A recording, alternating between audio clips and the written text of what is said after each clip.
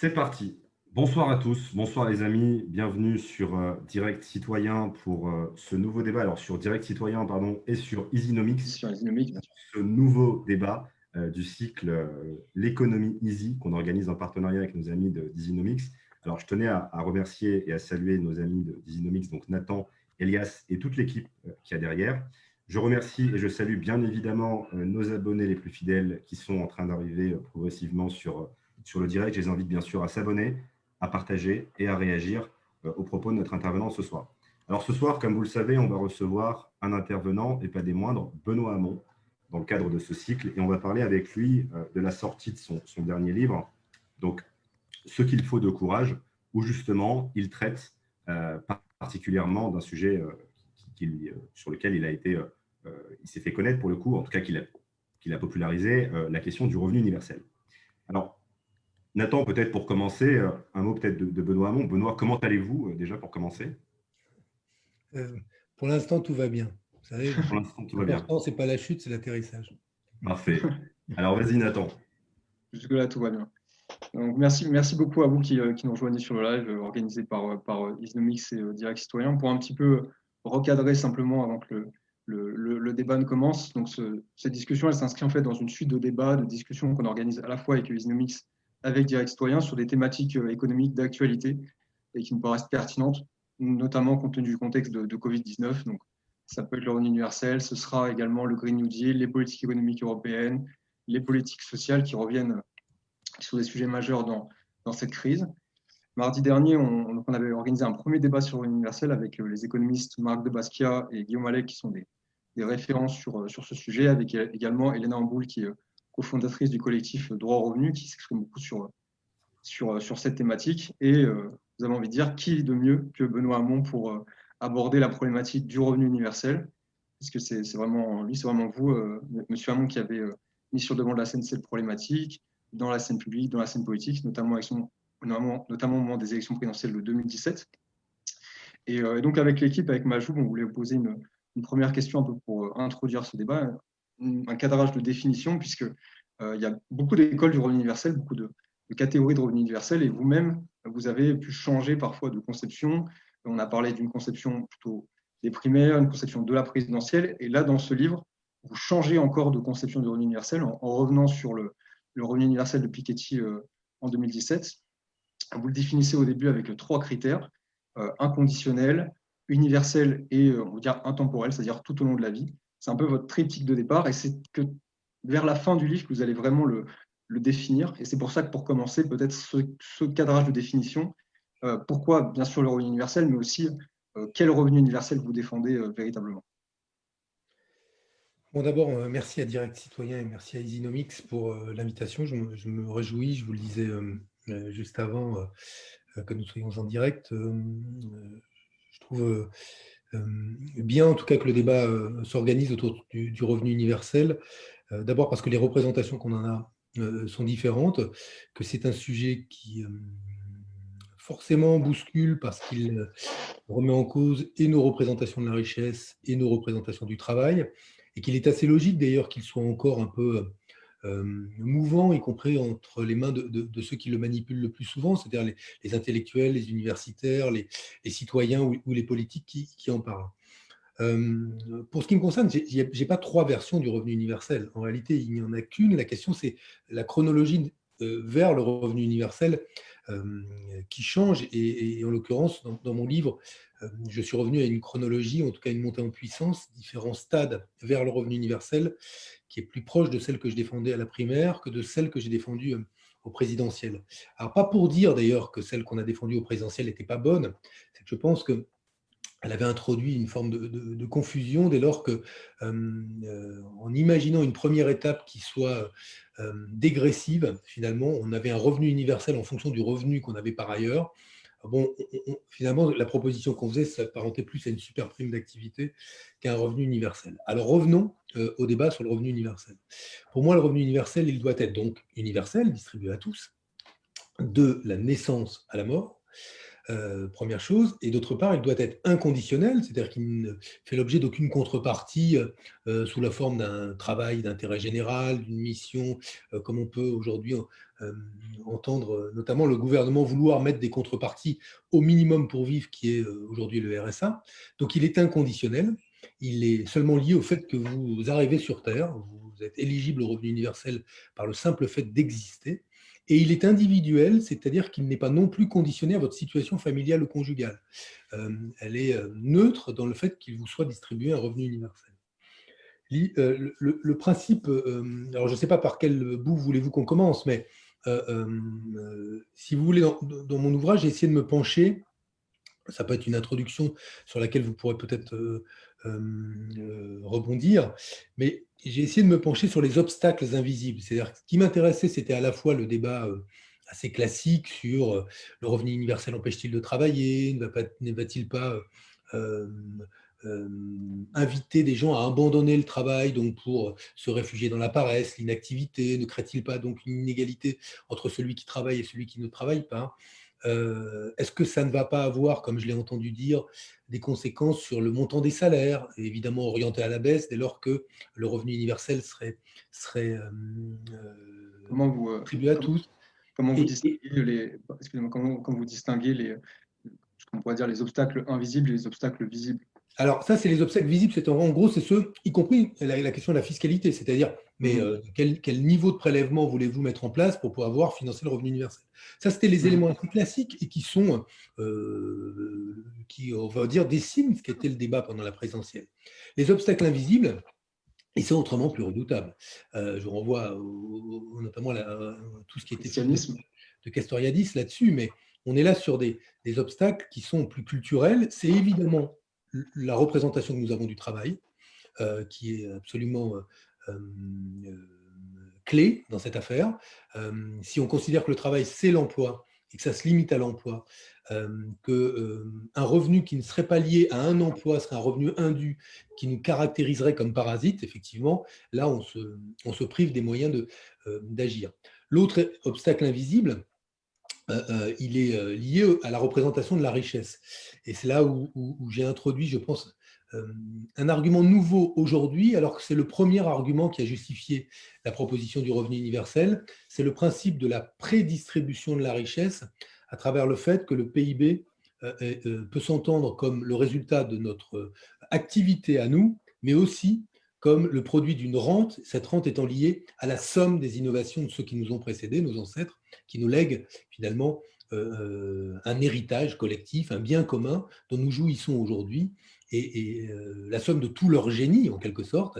Et tout cela correspond à une part du PIB aujourd'hui en France, et qu'il est légitime, de ce point de vue-là, si on considère que cette richesse produite n'a rien à voir avec ce que nous faisons, mais à voir avec ce qui a été l'action et le génie de ceux qui nous ont précédés, il est logique que cette part du PIB soit répartie égalitairement. C'était la proposition de Thomas Paine, et que je reprends à mon compte, ce qui donne un fondement philosophique au revenu universel et qui permettrait, là, tout de suite, de pouvoir, quand on chiffre le montant du PIB qui est lié à cette rente-là de nos ancêtres, qu'on estime entre 13 et 15% du PIB, permettrait de financer un revenu universel entre 5 et 600 euros par an. Mais ce qui est intéressant, c'est que d'ailleurs, vous citez assez souvent Thomas Paine qui n'était pas un socialiste, qui était un libéral américain, et il a cette phrase, Thomas Paine, je pense que vous ne partagerez pas forcément, c'était de dire je me fiche que certains deviennent très riches pourvu que cela n'entraîne pas l'extrême pauvreté d'autres.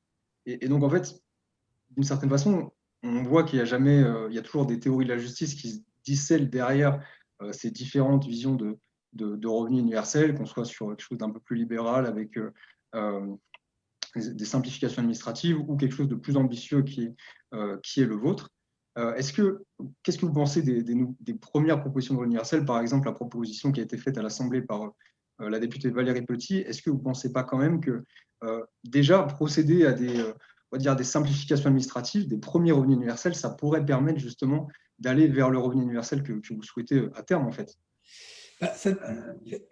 Alors, vous savez, le problème, c'est que derrière le revenu universel, si effectivement, maintenant, non pas s'y dissimule, mais existe des projets politiques radicalement différents. D'ailleurs, comme on pourrait imaginer que derrière tel projet d'assurance santé ou tel autre projet d'assurance santé, que selon qu'on a un régime obligatoire d'assurance maladie ou un régime volontaire, on voit bien qu'on parle de la même chose, l'assurance santé, comme on parlerait de revenu universel, mais on n'a pas du tout les mêmes projets politiques. Donc, le revenu universel, c'est aujourd'hui, ça peut être un nouveau pilier de la protection sociale des Français, ça peut être aussi l'instrument par lequel on démantèle l'État-providence et la protection sociale telle qu'on en a hérité depuis le Conseil national de la résistance et depuis 1945. Donc c'est là où, effectivement, le débat est assez intéressant et il est même assez passionnant avec une approche libérale sur le plan économique, classique, même libérale sur le plan politique, qui dit aujourd'hui, bah, écoutez, le revenu universel, ce doit être ce que chacun reçoit, quel que soit à sa naissance, et qui doit lui assurer les moyens d'une vie digne. Alors après, ça dépend où on place le curseur d'une vie digne, mais pour solde de tout compte, en quelque sorte, comme ce qui vous est dû, puisque vous arrivez sur Terre, mais après, débrouillez-vous pour avoir un bon boulot, être bien payé. Si vous êtes héritier, ben, vous êtes chanceux. Si vous ne l'êtes pas, va falloir travailler dur. Bref, donc, et qui renvoie donc au libre arbitre, à l'effort de chacun, à la démarche, en tout cas à la mobilisation individuelle de chacun de ses propres capacités pour s'en sortir. C'est évidemment pas mon projet politique. Mon projet, moi, il vise à d'abord à faire en sorte que le revenu universel soit un instrument d'émancipation. J'insiste sur ce point. Alors, d'autres défendent cela aussi, hein, je ne suis pas le seul. Mais je pense que nous sommes dans un moment où nous assistons passifs à une forme de déshumanisation de la société. C'est lié à la révolution numérique pour partie, c'est lié à la transformation de l'organisation du travail aussi, c'est lié fondamentalement à l'évolution de sociétés dans lesquelles les démocraties ne parviennent plus à représenter correctement les peuples et où la souveraineté des peuples s'exprime de plus en plus difficilement et avec des résultats de plus en plus, on va dire, laborieux. Et on se met selon moi, dans un moment, un temps où on assiste à une vraie déshumanisation de la société, une suppression des interactions sociales, une irruption aussi de la machine dans des moments de nos vies où on n'imaginait pas devoir passer par l'intermédiaire d'un robot, d'un algorithme pour satisfaire des besoins. Bref, donc tout ça comporte des opportunités incroyables, la technologie nous en offre, la preuve, ce qu'on fait là, par exemple, mais offre aussi des occasions d'aliénation considérables. Et c'est la plus importante, et sans doute aujourd'hui, ce qu'on sait être la dépendance d'un certain nombre des enfants ou des adolescents au contenu et à leurs écrans. En fait, ce n'est pas les écrans qui les ligotent, ce sont les contenus et les addictions liées à ça et les troubles que cela provoque sur le comportement, la concentration, le développement du cerveau, qui sont des vrais sujets de santé publique. Donc on voit qu'il y a aujourd'hui des vraies tensions qui existent entre les opportunités de la technologie et les risques. Et moi, je pense que dans un moment comme celui-là, il faut donner aux individus de l'autonomie. Il n'y a pas de liberté sans pratique de la liberté. Il n'y a pas de conscience politique sans les expériences de la liberté. Vous savez, d'un mot, parce que et je pourrais après rentrer dans le détail, en quoi, si vous voulez, le revenu universel donne cette liberté, mais dans ma tradition à gauche, moi, je suis plus Jaurès que Marx sur une chose. Marx a beaucoup défendu l'idée que c'est l'existence qui détermine la conscience. C'est parce que je dis c'est un collectif, hein, c'est pas vous que je tutoie. C'est parce que vous faites l'expérience du fer brûlant de l'oppression que vous allez vous construire une conscience politique. L'existence détermine la conscience. Jaurès disait, lui, que la conscience et l'éveil de la conscience par la connaissance, l'éducation, le savoir, eh bien, peut avoir des conséquences positives sur une bonne existence. On est d'autant mieux préparé à exercer son libre arbitre qu'on a eu accès aux connaissances. Et donc, la pratique de la liberté, l'autonomie, qu'offrira le revenu universel, puisque vous ne serez plus dépendant de votre seul salaire pour vivre, cette autonomie qu'elle donnera à des gens qui vivent très modestement aujourd'hui, est pour moi un des ingrédients par lesquels on participe à l'émancipation des individus.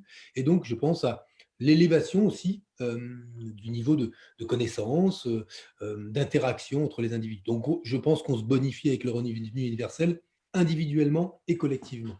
Donc, voilà, moi, c'est un peu ma trajectoire politique et philosophique. Et pour être très honnête, elle rencontre par moments, elle en chevauche d'autres. Hein. C'est pas comme s'il y avait la version, par exemple, Basquiat-Koenig d'un côté, Van Parijs, Hamon. Moi, il y a des choses avec où ça se chevauche. Après, on va dire, la conception, la vision qu'on a de l'homme n'est pas forcément la même tout le temps. Voilà. Alors, Pardon, j'étais un peu long. Hein. Non, pas de souci. Hein. On est aussi là pour pouvoir développer le raisonnement. Je voulais simplement saluer tous ceux qui se connectent au live. N'hésitez pas à liker, à partager. Merci en tout cas de participer à la discussion. Et restez bien devant votre écran. Les écrans nuisent, mais pas forcément en regardant ce débat. Donc, il faut quand même le préciser. Alors, la question démocratique et de l'émancipation, elle est très intéressante. Je pense qu'on reviendra peut-être un peu plus dessus avec Majou sur les aspects politiques. Ça peut aussi rebondir avec peut-être les crises politiques qu'on vit actuellement. Et je voulais, sans vouloir vous couper, je voulais revenir sur un autre point que vous avez évoqué. Vous abordez beaucoup la robotisation dans votre livre. La réification, c'est un des thèmes où vous avez été un peu les précurseurs, je pense, dans le paysage politique. Vous en parlez aussi beaucoup en 2017. Et je pense que c'est peut-être là où il y a un point de rupture, parce que dans les obstacles invisibles dont vous parlez, je pense que vous rangez dans les obstacles invisibles, il y a aussi le fait que toute une partie de la gauche est opposée au revenu universel et l'est assez fortement pour une certaine gauche. Et en fait, la question qu'on peut se poser, c'est que dans ce livre, donc, vous faites le constat d'une forme d'ubérisation, d'individualisation, la robotisation, ce qu'elle entraîne sur le marché de l'emploi. Certains même peuvent parler de société post-travail, post-salariat. Bon, ça, on est plus sur des constats de très long terme, mais tout ça se rejoint.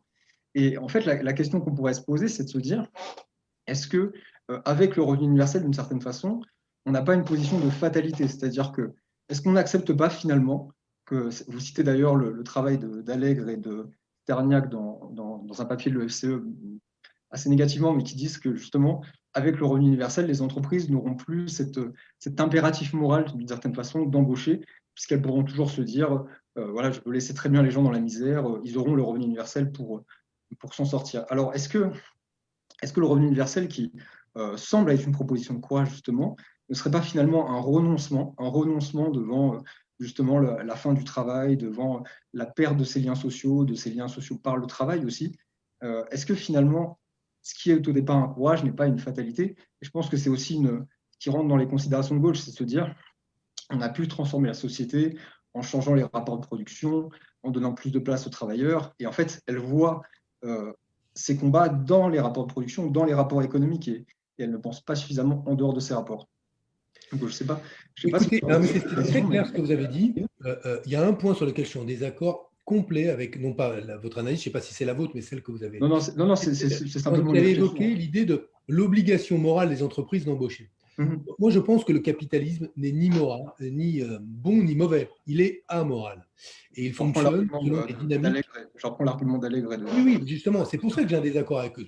Si toute notre stratégie repose sur le fait qu'il faut à un moment que les entreprises qui se doteraient d'une conscience, avec une conscience morale du bien et du mal, décident, oui, écoutez, on est en charge aussi du bien de l'humanité. Ce n'est pas comme ça que ça fonctionne une entreprise. Et d'ailleurs, on ne lui demande pas de se substituer à l'État pour prendre en charge l'intérêt général, même si la loi Pacte, aujourd'hui, veut qu'elle se dote d'une raison d'être, qu'on puisse être une entreprise à mission.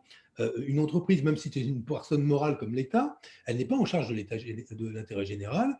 Les employés ne sont pas un petit peuple où il y aurait une petite démocratie dans chaque entreprise. Donc, je pense que toutes ces pistes qui nous amènent à essayer de vouloir moraliser le capitalisme, on parle de capitalisme conscient maintenant, de capitalisme vert, sont des voies sans issue. Non pas que les chefs d'entreprise ou les grandes boîtes se désintéressent du bien, mais il y en a qui s'y intéressent, mais ce n'est pas leur fonction. Et ce qui, moi, me frappe, c'est qu'en fait, les gens de gauche qui sont opposés au revenu universel, hélas, n'ont rien à proposer en échange de l'échec de toutes les stratégies de redistribution mises en œuvre par la gauche depuis 30 ans. Il y a eu une transformation, on va dire en France, depuis 20 ans. Et depuis les 35 heures, qui est la CMU, on va dire, qui est la dernière grande conquête sociale issu d'un rapport de force, d'ailleurs, organisé par le politique, mais qui est un rapport de force qui pose la question de la redistribution entre le capital et le travail sous la forme d'heures de travail en moins. Depuis ce moment-là, il n'y a plus de conquête sociale et il y a très peu de stratégies mises sur la table pour dire comment est-ce qu'on fait en sorte aujourd'hui de rééquilibrer le rapport de force entre le capital et le travail et les conditions dans lesquelles la redistribution s'opère. Moi, ce qui m'intéresse en fait dans le débat, c'est la stratégie, c'est le but, c'est comment on y arrive. Et vous avez, bon, d'une part, on va dire l'aile sociale libérale qui, bon, elle, Macronisme. qui a été, qui est aujourd'hui largement représentée, en tout cas sur le plan de l'action par Macron. Il peut y avoir des sociolibéraux qui n'ont pas été finalement sélectionnés par Macron, donc maintenant qui sont anti-Macron, mais sur le fond du programme économique, Macron ne fait rien de très différent de ce que faisait à la fin François Hollande. Donc il n'y a pas en tout cas, si ce sont des différences, c'est des différences de curseur, mais pas d'orientation ou de nature. Plus ou moins de CICE, est-ce qu'on remplace le CICE par une baisse de cotisation? Allez-vous me dire ce que ça change? C'est de la technique, quoi. Donc, bon, il y en a qui jouent en 4-3-3 ou d'autres en 4-4-2, mais fondamentalement, c'est la même partie qu'on joue, quoi. Même match. Donc, ça, c'est pour les sociaux libéraux. Pour la gauche radicale, elle a une proposition en face, un peu radicale, qui est le salaire à vie que défend Bernard Friot, mais elle la met presque opportunément en face du revenu universel sans la mettre dans son programme. Donc, je suppose que c'est un peu plus c'est davantage pour nous taquiner sur le fond que pour sérieusement défendre cette solution-là. Mais elle aussi, cette gauche-là, elle doit nous dire comment elle arrive à ce nouveau partage des richesses qu'elle souhaite. Parce que comment est-ce qu'on modifie l'équilibre dans la répartition de la valeur ajoutée entre le capital et le travail? Comment est-ce qu'on rentre dans une dynamique d'augmentation des salaires ou de réduction du temps de travail? Ça, ce sont des vrais débats qui, moi, m'intéressent. Et il ne suffit pas de dire qu'on veut, par exemple, la semaine de 4 jours, comme je l'entends, et il faut dire comment. Qu'on veut l'augmentation des salaires. Bon, les salaires, je veux bien, mais les seuls salaires sur lesquels un gouvernement a la main, c'est les salaires dans la fonction publique, et le point d'indice, et le cas échéant, les primes, et le SMIC. Et donc, je rappelle que le SMIC n'a pas bougé, hors les augmentations légales et obligatoires, il n'a pas bougé, pas eu de coup de pouce depuis 10 ans. Donc, même sous François Hollande, c'est ça. Oui, c'est pour ça que j'ai inclus, Dieu sait qu'on était quelques-uns à plaider pour, hein, mais bon, bref. Donc, ce que je veux vous dire, c'est que moi, ce qui m'importe, et c'est pour ça que, alors, je vais vous tranquilliser tout de suite, moi, je ne revendique pas avoir trouvé la pierre philosophale, c'est sûr, c'est ça. Mais je crois que le grand intérêt du revenu universel, c'est qu'il pose une stratégie de redistribution des richesses, mais qu'il complète cette stratégie de redistribution des richesses aussi d'un élément démocratique puissant, parce que derrière l'autonomie qu'il donne aux individus, il leur donne du pouvoir. Et je pense que ce qui inquiète quelques tenants du système, c'est moins la richesse qui est redistribuée que le pouvoir que cela donne aux individus, et qui est un pouvoir sous la forme d'une capacité à négocier ses conditions de travail, donc sa vie. Alors, bon, ce que je veux dire, c'est que un des arguments qui revient souvent contre le revenu universel, c'est le fait que ça inciterait une forme de pression à la baisse sur les salaires.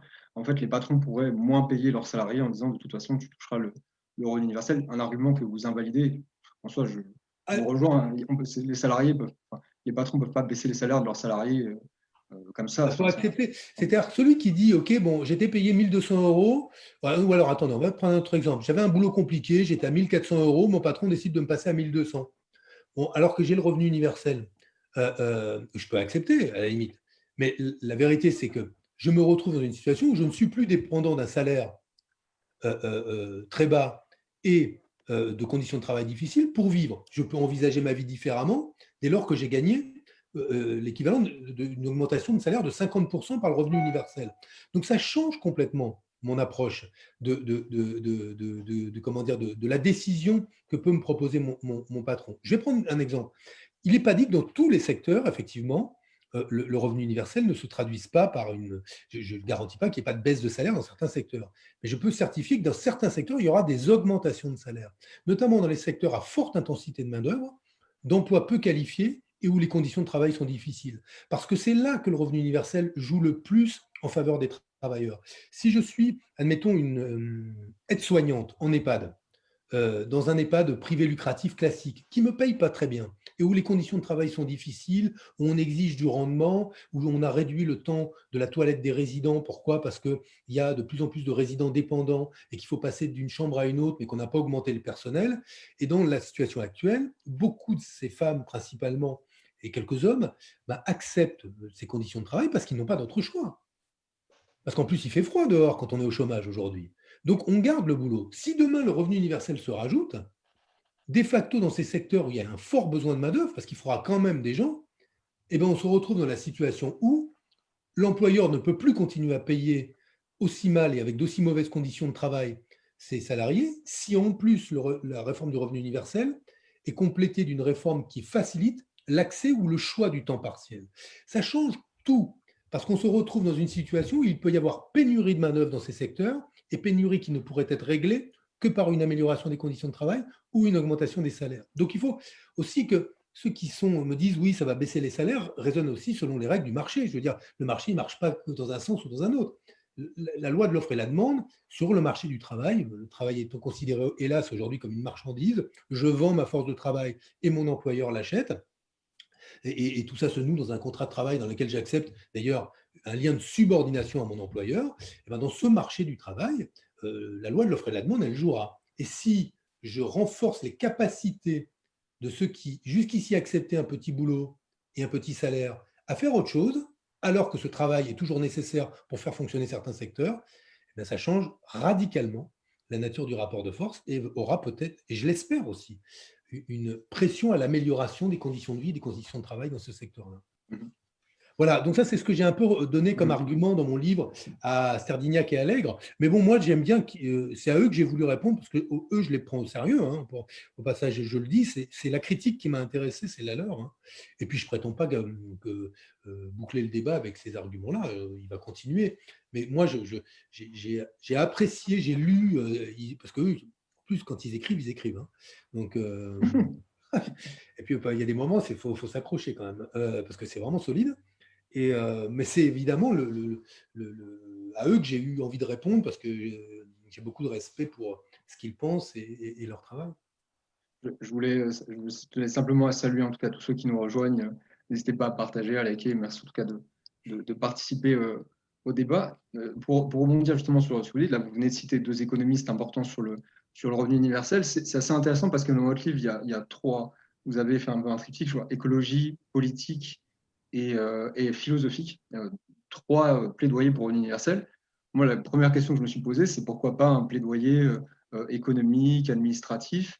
Et est-ce que c'est un petit peu ce que vous dites dans votre livre aussi, est-ce que c'est pas un rejet de l'économisme, en fait, d'une certaine forme de prise de décision permanente par l'économie? Est-ce que c'est pas ça aussi que vous avez voulu combattre par votre structure d'ouvrage? Oui, un peu, et en même temps, je n'ai pas voulu esquiver. C'est-à-dire que moi, j'aimerais que l'économie soit, comme disait Keynes, sur la banquette arrière et pas au volant. Après, vous auriez pu faire en fait la dernière partie de la Ça peut être la première. politique. En fait, il y a des parties qui sont assez économiques en soi. Vous aurez peut-être pu les sortir et les mettre économiques, mais après. Oui, non, mais j'ai voulu que j'aborde la question du financement, en fait, la question vraiment dure, à la fin, et en plus, je ne la tranche pas, ce qui va rendre fou ceux qui adorent que On l'évoquera juste après. On l'évoquera juste après. les équations soient résolues immédiatement, sauf que ça ne marche pas comme ça, la politique, heureusement d'ailleurs, parce que sinon on ne s'en sortirait pas. C'est peut-être une des explications du fait que nos sociétés ne bougent plus d'ailleurs aujourd'hui. Mais ce que j'ai voulu faire, c'est à la fois remettre l'économie à sa place, donc comme disait Keynes sur la banque arrière, au service. et donc c'est le dernier chapitre de du livre, et commencer par les bonnes questions, c'est-à-dire que c'est pourquoi est-ce que je pense qu'un revenu universel serait bon, quel impact aurait-il sur une bonne ou une mauvaise vie, en quoi favorise-t-il la cohésion sociale ou pas, en quoi contribue-t-il à accompagner la transition écologique ou pas, c'est-à-dire les grandes questions qui nous intéressent, parce que au fond, on voit, le Secours catholique annonce 10 millions de pauvres en France, c'est vertigineux comme chiffre. Et vous avez l'impression que ça fait la une des journaux télévisés? 10 millions de pauvres on n'en parle quasiment pas. On parle beaucoup plus aujourd'hui de l'ensemble des décisions économiques, du sort, et à juste titre, des commerçants, parce qu'ils peuvent devenir pauvres aussi. Mais vous voyez qu'il y a quand même dans la hiérarchie qu'on donne au sujet, la question aujourd'hui du bien-être des individus est secondaire. Alors, elle est revenue un peu au devant avec le Covid, puisque la question de la bonne santé est réapparue. On a eu ce mois un peu incroyable où tout le monde se disait il va y avoir le monde d'après, et dans le monde d'après, on va tous se tendre la main, on va coopérer. C'était un peu lunaire ce truc, c'était une sorte de paradis pour les gens de gauche qui se disaient mais qu'est-ce qui se passe? Mais c'était un mirage, quoi, parce qu'on est vite revenu à la réalité. Mais ce que je pense, c'est qu'il faut partir de ça. Et après, pourquoi je dis ça? C'est que, vous voyez, c'est un secret pour personne, je ne suis pas de droite. Mais ce qui m'intéresse, moi... C'est un scoop ce soir. C'est ça, c'était le grand scoop que je voulais... Majoub, il va être content, il va dire super, Benoît Hamon, ça fait une grosse déclaration, je ne suis pas de droite. Mais on le mettra en gros sur le poste. Il y a des gens de droite avec lesquels ça m'intéresse de débattre, dès lors qu'ils ne me disent pas ce que je dis, c'est la vérité. Parce que et que moi je dirais, non, c'est moi qui tiens le revenu universel, c'est la vérité, c'est comme ça qu'il faut faire. Parce que si c'est la vérité, ça veut dire que les autres mentent. Et s'ils mentent, ça veut dire qu'ils sont indignes du débat politique. Et à la fin, à force d'être indignes de la démocratie, on finit par être indignes de partager la même pièce, et indignes de la même humanité parfois. Et c'est le drame de notre époque, que de ne plus être capable qu'on se mette d'accord sur nos désaccords, qui est une belle définition de la démocratie que reprend souvent Patrick Vivray. Et moi, je veux essayer d'avancer. Et donc, dans ce sens-là, c'est-à-dire avant de me dire non, c'est pas finançable, là, est-ce qu'on est d'accord sur la vision de l'homme qu'on a? Est-ce qu'on est d'accord sur le fait que le travail aujourd'hui est en train de se transformer et qu'il va produire des formes d'aliénation totalement nouvelles auxquelles on doit répondre? Est-ce qu'on est d'accord pour dire que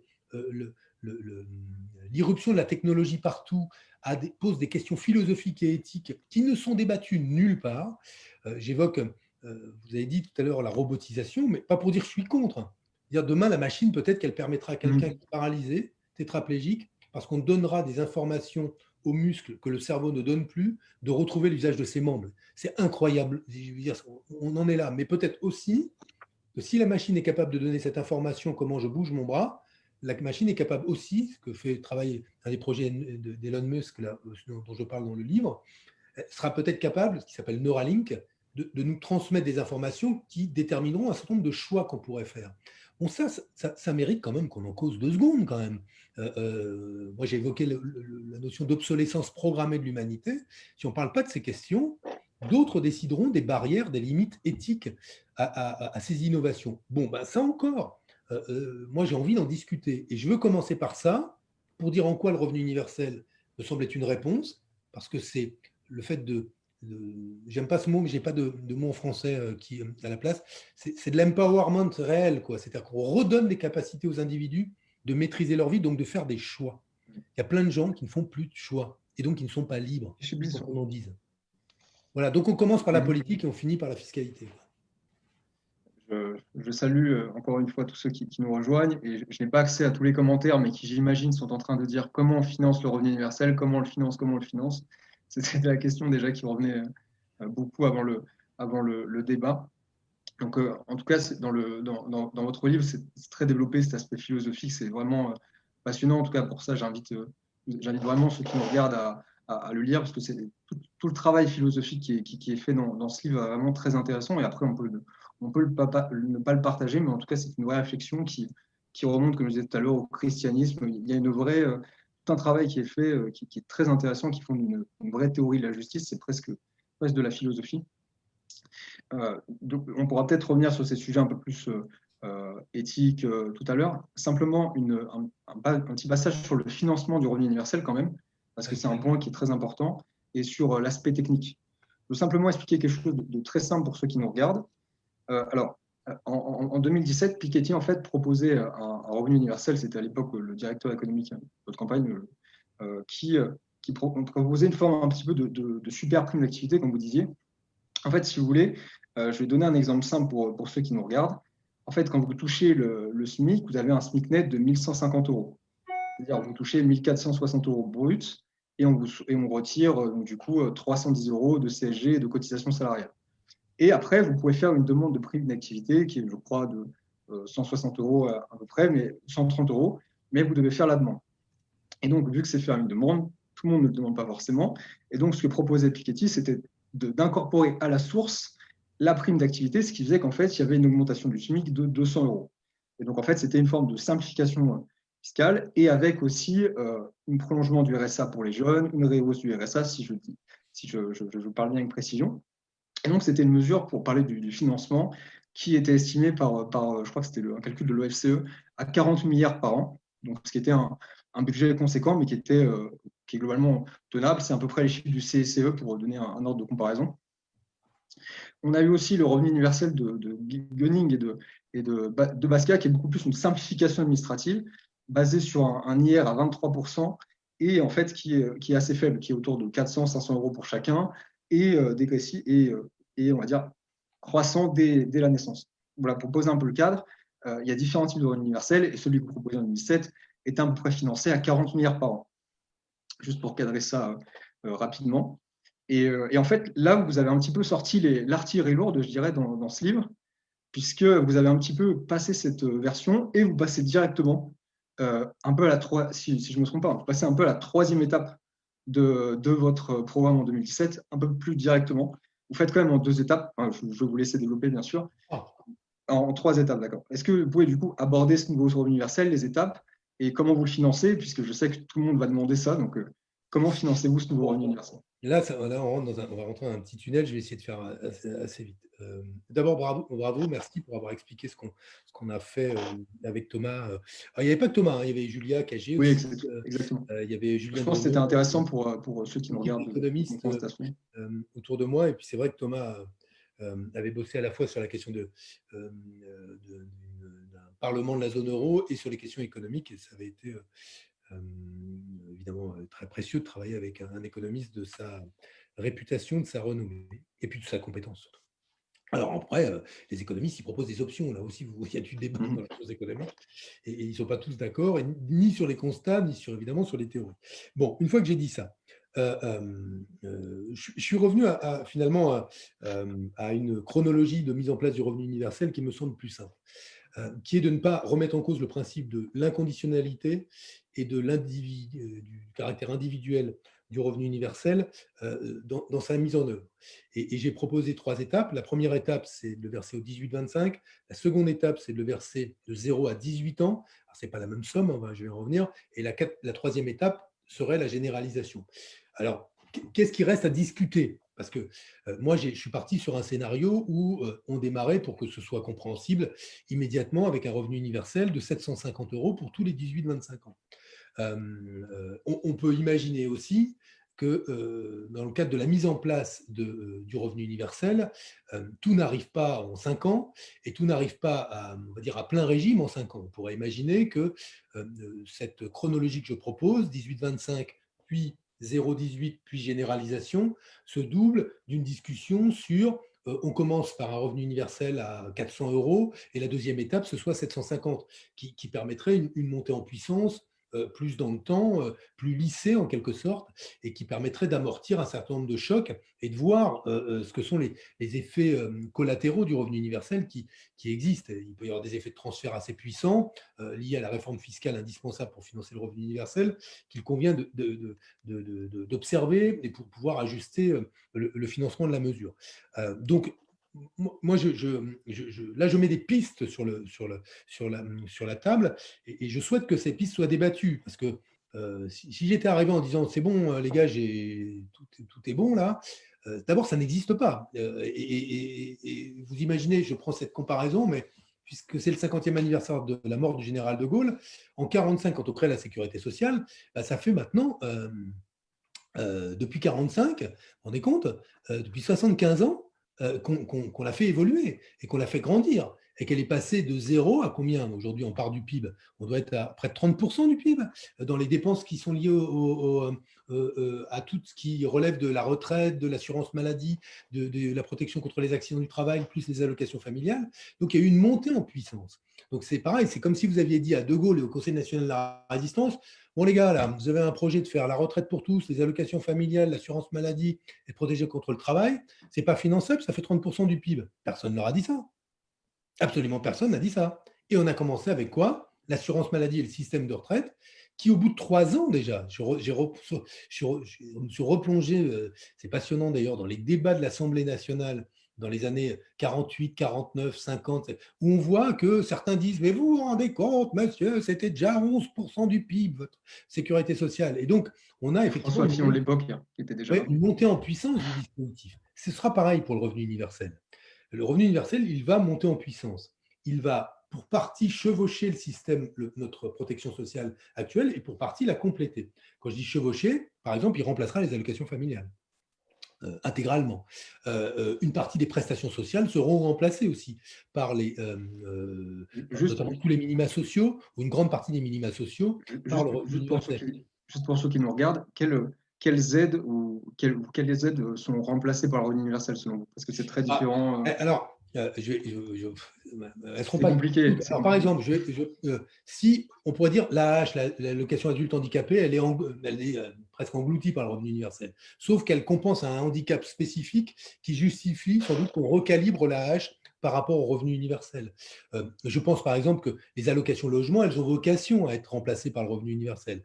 Les allocations familiales aussi, sauf, mais c'est là où il faut regarder les effets collatéraux sur certaines populations qui pourraient être, qu'on a commencé nous à regarder d'ailleurs, plus affectées par la création du revenu universel, qu'elles ne seraient avantagées notamment pour les personnes les plus modestes et les plus pauvres. Là, il faudra maintenir des dispositifs spécifiques qui complètent le revenu universel. Mais on ne peut pas dire aujourd'hui, en gros, si je vous dis on remplace la hache et l'allocation logement, peut-être qu'on les remplacera dans les formules telles qu'elles existent aujourd'hui, mais pour les compléter sans doute par des dispositifs peut-être plus étroits, qui couvrent moins de gens et avec moins de dépenses, parce que le revenu universel le prendra déjà en charge. Mais ça ne veut pas dire qu'on supprime tout. Une chose que ça supprime, c'est les allocations familiales. Mais je vais revenir quand même à ma chronologie, parce que sinon, vous allez me dire que je ne réponds pas à la question. Donc, on commencerait par les 18-25 pour moi. 18-25, on leur verserait le revenu universel. À discuter, est-ce que c'est tout de suite 750 € ou est-ce qu'on fait moins 750 €. Pour voir. Mais moi, je suis parti sur une hypothèse 750 €. Et qui a un coût immédiatement, hein, je crois que je chiffre autour de 38 milliards d'euros. Oui, 38, petit à petit, 38. Une fois qu'on aura défalqué une partie des justement de prestations RSA jeunes qui n'ont plus vocation à exister en ce cadre-là. Mais bon, les jeunes recevraient 750 €, admettons, en partons sur l'hypothèse de mon livre, par mois. Comment le finance-t-on? Alors, de toute façon, il faut qu'on se dise une chose, il n'y a pas de solution au financement du RE à système fiscal constant. Alors, juste pour préciser, avant de le financer, c'est quand même un coût total de 500 milliards qu'il faut. Ah oui, alors après, à la fin, oui, mais c'est comme, je vous reprends le général de Gaulle. Non, mais oui, mais au moins, on ne peut pas dire il était formidable, il était courageux. Mais lui, si on lui avait dit que la Sécu, ça allait coûter 20 ou 30 ans plus tard l'équivalent de 15 à 20% du PIB, il ne la faisait pas. Il disait oui, mais sauf qu'il faisait de la politique, le général de Gaulle. Donc, alors, je ne me compare pas à De Gaulle. Je veux dire, c'est que je pense que le Conseil national de la résistance raisonnait de la même manière. Mais vous ne pouvez pas commencer par ce que sera le coût à moyen et long terme, quand moi je dis qu'il faut monter en puissance. Et effectivement, dans 5 ans, si j'étais président de la République, ou si j'avais été élu au président de la République en 2017, on n'aurait pas eu le revenu universel à plein pot en 2022. C'est impossible. Donc, on est sur un projet qui suppose que ça monte en puissance. Et que ça monte en puissance et que ce soit financé par une redistribution de la richesse servie par une réforme de la fiscalité, de nouveaux prélèvements, un nouveau barème de l'impôt sur le revenu, une fiscalité du patrimoine qui sera radicalement modifiée puisqu'elle introduira un élément de progressivité et une assiette qui reposera sur les actifs nets, ce qui n'est pas le cas aujourd'hui.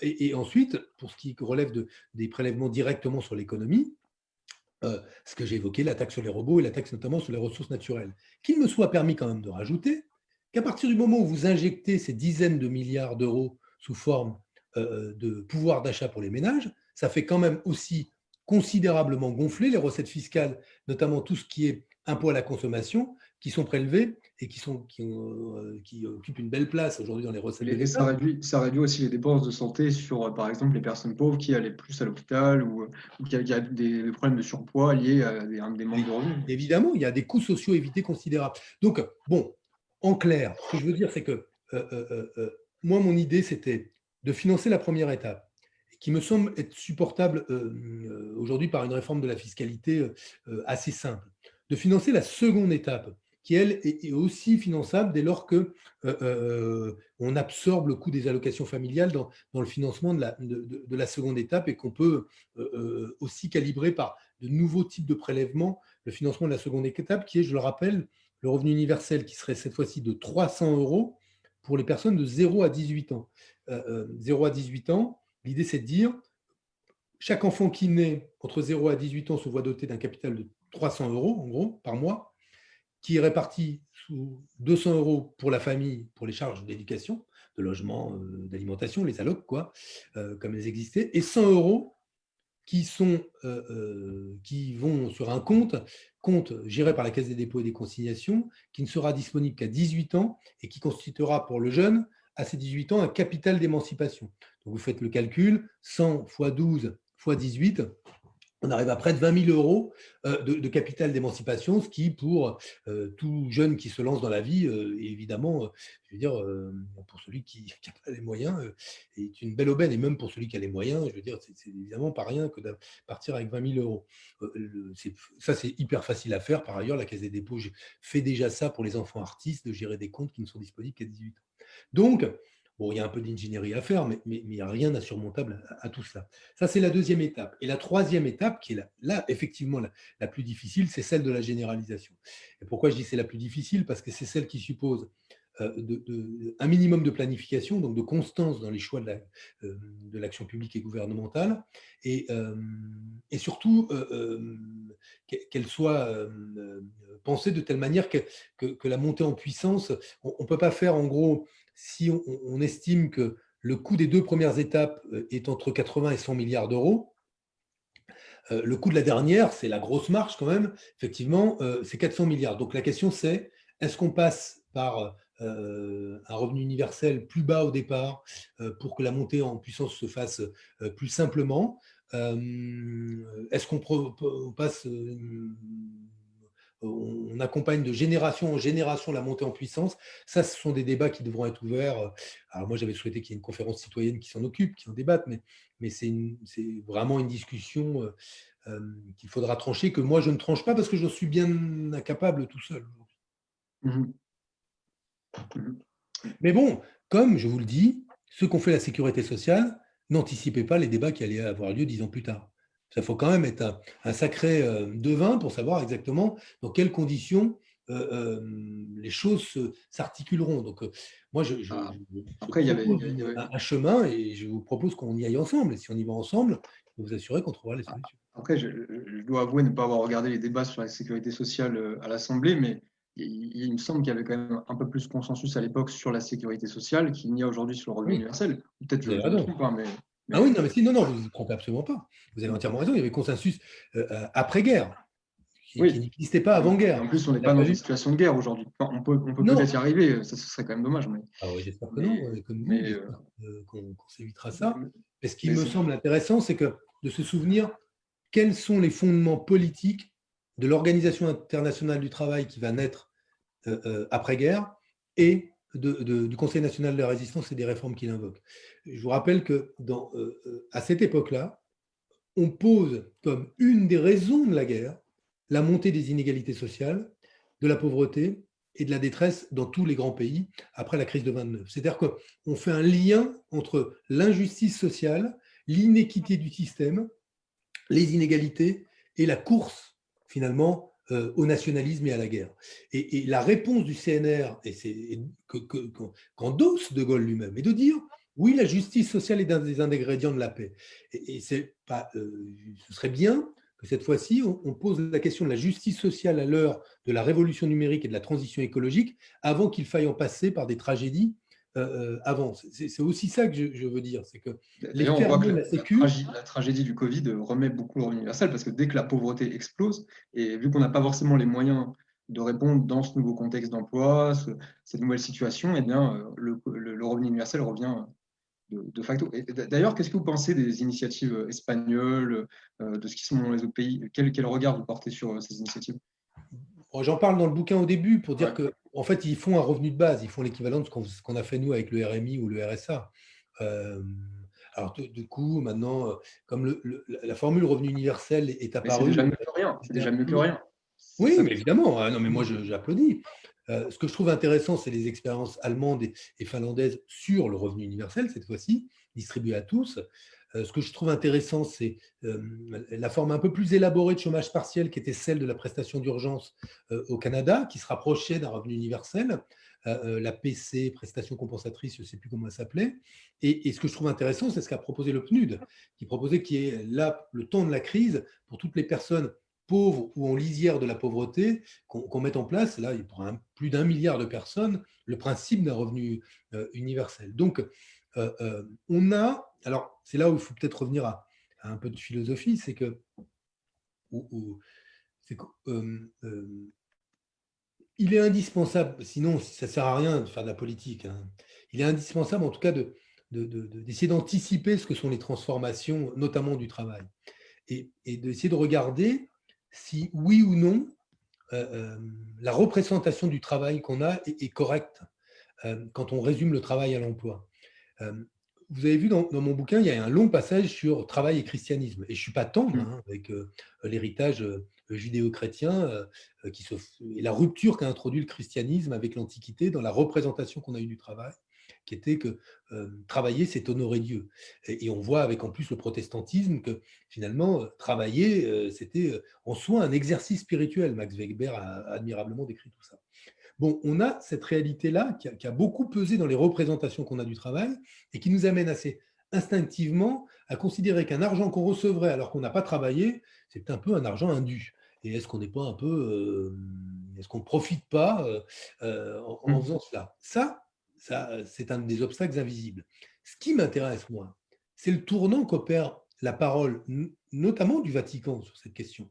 Parce que quand l'Église elle-même conçoit désormais que l'on puisse, pour assurer une vie décente et une vie digne, devoir bénéficier d'un revenu qui est indépendant du travail, ce qu'a dit le pape dans une prise de parole favorable au moment de la crise du Covid au revenu universel, c'est un tournant qui est de la même ampleur pour moi que l'autre tournant qui a été opéré par l'Église dans ce qui a été l'encyclique Laudato Si, où désormais on a considéré que la responsabilité, finalement, notre rôle sur Terre, notre rôle, le rôle d'un chrétien, je ne parle pas pour tout le monde là, mais aux yeux des catholiques, n'était pas de dompter la nature, de la domestiquer en faisant cela, d'honorer Dieu, mais c'était de respecter l'ensemble du vivant comme un élément de la création. Alors, pardon, je suis de parler, de faire dans le religieux, mais bon, en même temps, nier la place qu'ont les religions et dans notre culture, c'est nier une part essentielle de nous, qu'on soit croyant ou non croyant. C'est-à-dire, on ne vient pas de nulle part et on a été tous influencés plus ou moins par des cultures qui mêlent athéisme, politique, philosophie et religion. Donc j'en parle parce que ça pèse évidemment en Europe. Et là, j'observe qu'il y a un tournant. Et ce tournant est intéressant parce que vient du cœur même des lieux où on a pensé le lien au travail comme quelque chose par lequel on s'accomplissait principalement. Maintenant, on dit effectivement, on s'accomplit par le travail. Effectivement, on est utile socialement par le travail parce qu'on produit de la richesse. Mais le travail, aujourd'hui, c'est aussi de l'aliénation. Et le travail, ça n'est pas que l'emploi. Quand je travaille aujourd'hui bénévolement, ben je travaille. Quand je travaille chez moi, je travaille. Quand je travaille pour aider mes enfants à faire leurs leçons, je travaille. Quand les entreprises me font travailler comme consommateur gratuitement, je travaille. Je ne suis pas payé pour d'ailleurs. Donc, attention à ce qu'on n'ait pas nous-mêmes une représentation du travail où on accepte que finalement, la part du travail qui a une rémunération, une contrepartie économique, est peut-être le travail qui nous occupe le moins dans une journée. Et celui surtout dans lequel parfois on s'épanouit le moins. Et pour rebondir justement sur ce que vous dites avec la question du travail, et vous parlez aussi de l'expérience finlandaise, quels arguments vous avez? Parce que l'un des arguments majeurs qu'on a contre le revenu universel, je dirais, c'est que ça va créer finalement on peut le dire, des fainéants, et ça c'est un petit peu le discours qui revient à droite sur les assistés. Quelle réponse on a fondamentalement? Et l'expérience finlandaise justement est intéressante à ce niveau-là. L'expérience finlandaise, elle montre ce qu'avait montré l'expérience de Dolphin au Canada et ce que montrent à peu près toutes les expériences et tous les travaux académiques et universitaires. C'est que si vous recevez de l'argent en plus, ce n'est pas pour autant que vous arrêtez de travailler. Ce n'est pas pour autant que vous allez travailler plus. Ça, ils disent aussi, il faut être honnête. Ils disent oui, il n'y a pas de. Fortement, c'est pas. Ils disent ça a un peu encouragé à de la reprise d'activité, mais ça n'a pas non plus été énorme. Mais ça n'est pas du tout des incitatifs au travail. Et ce qui est fou, c'est qu'en fait, vous dites c'est un argument contre, en fait, c'est un préjugé contre le revenu universel. Faites l'expérience vous-même. Honnêtement, prenez toutes les assemblées que vous voulez et demandez qui d'entre vous arrêtera totalement de bosser parce qu'il reçoit 750 € par mois. Honnêtement, il y a toujours un ou deux qui lèvent la main. Mais c'est très minoritaire. Et parce qu'on a envie de continuer à bosser, parce que d'abord, on en aura besoin de notre salaire toujours. Et puis ensuite, parce que on s'y accomplit aussi parfois. Et même si on ne s'y accomplit pas maintenant, on a envie de s'y accomplir un jour et qu'on est utile. Donc non, l'argent qu'on donne en plus, ça ne fait pas des fainéants. Bon, en général, c'est quand même des gens qui ont un bon gros héritage et qui vivent d'une bonne grosse rente, qui disent parfois cela. Et puis d'autres qui ont tort, à mon avis, quand ils souvent des gens qui n'ont jamais travaillé véritablement. Mais... Si, il y a des gens qui ont qui disent « j'ai pas envie que les feignants vivent sur mon dos ». Ça, je l'ai entendu. Et souvent, vous avez beaucoup de travailleurs modestes qui disent ça. Ils disent, oh, non, mais bon, les autres, je sais, lui, il vit des allocs, etc. etc. Et il y a évidemment toujours des vilains canards ou des moutons noirs. Mais bon, on ne construit pas des politiques publiques sur les vilains canards. Parce que sinon, à ce rythme-là, choisir chaque individu malveillant dans une communauté et considérer que parce qu'il est malveillant, sa communauté est malveillante. Si vous voyez où je veux en venir. Non. Et là où je vous rejoins, c'est bon. De surcroît, la fraude des pauvres, comme vous dites, c'est une pauvre fraude. C'est toujours, qu'en soit quelques personnes puissent frauder et permettre à toutes de sortir de la pauvreté, en soi, c'est quelque chose de simple. En tout cas, et puis surtout, ils ne fraudent pas grand-chose, quoi. Voilà, exactement. C'est une pauvre fraude. Je voulais simplement saluer tous ceux qui sont sur le live et qui n'hésitez pas à commenter, à partager, en tout cas, et à réagir encore. Simplement pour revenir à ce que vous dites, l'expérience c'est du Mincom, je crois que c'est le Mincom au Canada, a quand même montré quelque chose qui est quand même un argument à prendre en compte, c'est qu'en soi, je crois que c'est un des enseignements de l'expérience, le revenu universel peut quand même désinciter à travailler ceux qui touchent très peu. Par exemple, on peut se dire, si je vais toucher, je ne sais pas, 100 ou 200 € de plus en travaillant qu'en touchant juste mon revenu universel, et que ça me coûte en vérité en frais d'essence, etc., quasiment autant que ce que je gagnerais à aller travailler, le travailleur populaire va peut-être préférer justement ne pas travailler et garder son universel. Ouais, mais sauf que ça s'ajoute.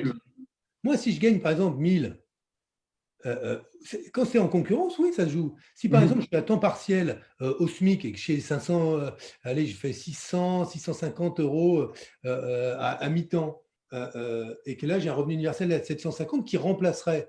Ah bah oui, là je peux me dire, bon, attendez, je vais bosser. Et là c'est 750 plus 750. Donc en vérité, là pour le coup, lui il y est gagnant. Le truc qui est là où vous avez raison, c'est quand le travail est un travail dans un ménage où il y a une femme, un homme, et où on est sur, c'est ce qu'ils ont constaté au Canada, un temps partiel ou un emploi plutôt subi, pris par souvent les femmes, en l'occurrence, même si pour le coup il faudra aussi en faire un instrument de l'égalité, mais des femmes qui disent, bon ben écoute, vu que j'ai le revenu universel, vu que toi tu as ton salaire plus le revenu universel, j'abandonne mon travail pour pouvoir m'occuper des mômes, etc. Puisque souvent, dans le partage des tâches domestiques, il incombe l'essentiel des tâches domestiques, hélas, aux femmes. Mais là, oui, il peut y avoir ça. Et on l'a constaté notamment dans l'expérience canadienne, où sur les quelques pourcents de gens qui abandonnaient le travail, l'essentiel des personnes qui abandonnaient leur travail étaient des femmes. Pourquoi ? Parce qu'elles faisaient un arbitrage qui était un arbitrage si elles ne sont pas célibataires, si ce ne sont pas des mères célibataires, qui étaient favorables au fait de lasser son emploi. Là, juste pour vous, j'ai les chiffres sous les yeux. Les hommes ont réduit leur temps de travail de 1% en moyenne et les femmes de 7%, juste pour montrer la différence. Tout à fait. Je ne sais plus quel. Non, mais c'est agréable de bosser avec vous. Vous êtes vachement taqué, parce que moi, je suis interrogé sur des grands médias. Et des fois, les types n'ont même pas lu mon bouquin. Ils me disent alors, donc, ce revenu universel, ça remplace le RSA. Et là, je dis bah non, c'est vraiment pas exactement ça, mais Et surtout, ça ne faire même pas vous dire où. Surtout les spectateurs qu'on salue encore une fois, qui sont très au taquet et qui font beaucoup de fact-checking sur tout ce qu'on dit. On les salue. Xavier. C'était pas fact-checké. Vraiment dans la C'était pas fact-checké. Il faut fact-checker dans mon bouquin, hein, tout y est. Non, tout à fait. Vas-y. Oui, et pour sortir un petit peu de cette question, peut-être, je voulais poser une autre question qui me paraissait importante, c'est que donc du coup, dans votre financement de revenu universel, on atteint quand même des chiffres qui sont assez importants. Et en fait, la question qu'on peut se poser aussi, je dis à la limite, la question qu'on pose souvent, c'est de se demander est-ce que le revenu universel est finançable? Donc, c'est bien sûr une question qu'on peut se poser, mais on voit qu'il est plutôt finançable, même si ça demanderait beaucoup d'efforts. Et vous, les solutions que vous donnez, aujourd'hui, elles paraissent, honnêtement, elles sont plausibles sur un temps long, mais on voit qu'elles ont quand même du mal à s'imposer. Par exemple, je vois Pierre Larotauroux qui se bat, qui fait même en ce moment une grève de la faim au Parlement européen sur le budget pour mettre en place la taxe sur les transactions financières. On voit qu'il n'y arrive pas.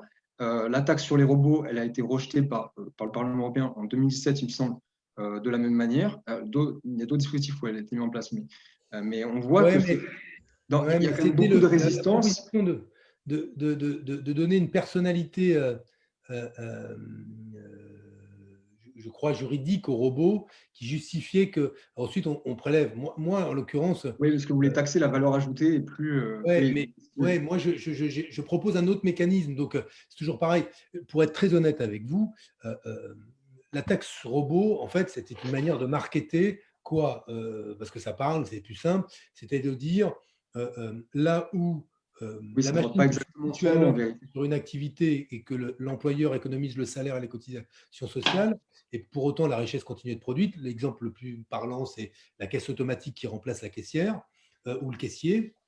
Bon, dans ce cas-là, votre grand magasin, il continue à faire du chiffre d'affaires, mais il a économisé les salaires. Alors, il y a l'investissement au départ, il va falloir l'amortir. Il y a la technologie, il y a un peu de coût de maintenance, sans doute. Il y a un peu plus d'électricité, mais encore, c'est vraiment l'épaisseur du trait. Mais tout ça lui permet, sur le long terme, de pouvoir économiser quand même des prélèvements sous la forme des cotisations sociales et du salaire.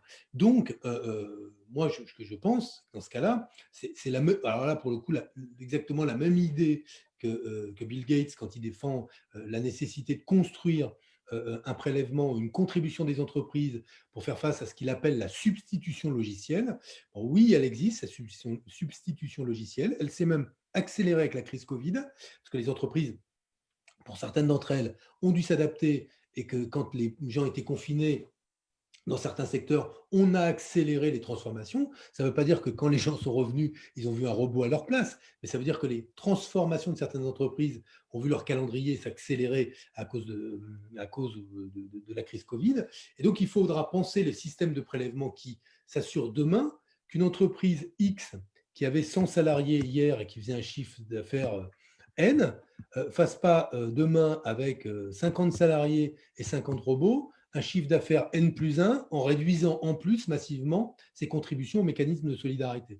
Et c'est là où moi je dis qu'il faut créer un système qui garantisse que… alors, comme ça, symboliquement, je dis c'est le robot qui paye, mais évidemment… je ne vais pas aller courir après les DAB en ville en disant « Dites donc, vous distribuez des sous, distributeur automatique, vous êtes un robot, vous allez payer vos impôts. » On n'est pas débile. Mais c'est ça le principe. Et alors, oui, c'est pas ça qui a été rejeté au Parlement européen. Par ailleurs, le Parlement européen, on fait la fiscalité qu'on veut. Hein. Ce n'est pas lui qui décide de quel type d'impôt on créerait. Non, mais ce que je voulais dire par ma question, je vais un peu la préciser, c'est que effectivement, vous avez raison de dire que le mécanisme qui a été rejeté n'était pas le n'est pas le même. Et le vôtre paraît bien meilleur enfin, pour ce dispositif.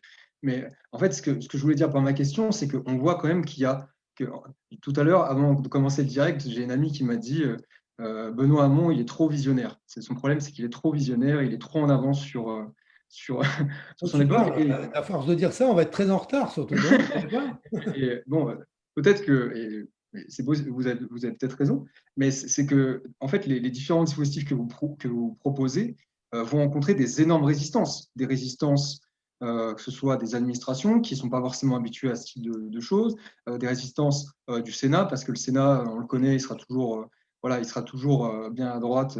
Et même si un gouvernement de gauche gagnait, par exemple, il gagnait l'Assemblée, il y aurait toujours le Sénat derrière. Résistance du Conseil constitutionnel, parce qu'on a vu par exemple que le Conseil constitutionnel a rejeté la taxe 75%. Résistance au niveau européen, puisque la CDU a de bonnes chances de rester majoritaire et les dirigeants européens sont quand même plutôt à droite, à part quelques exceptions. Enfin, je veux dire, ça fait quand même beaucoup, beaucoup de résistance. Et comment vous allez faire pour mettre un coup là-dedans? Il y en a, si vous le voulez bien, qui sont plus simples à lever que d'autres, Oui, bien sûr. me semble-t-il. Mais tout ce que vous dites est juste. Alors, d'abord, sur ce que vous a dit votre ami, là, et moi, qui m'a dit souvent, maintenant, ça commence d'ailleurs c'est vous êtes super, mais vous êtes un visionnaire, mais vous êtes en avance. Donc, en gros, on votera pour vous en 2040, quand je serai mort, quoi.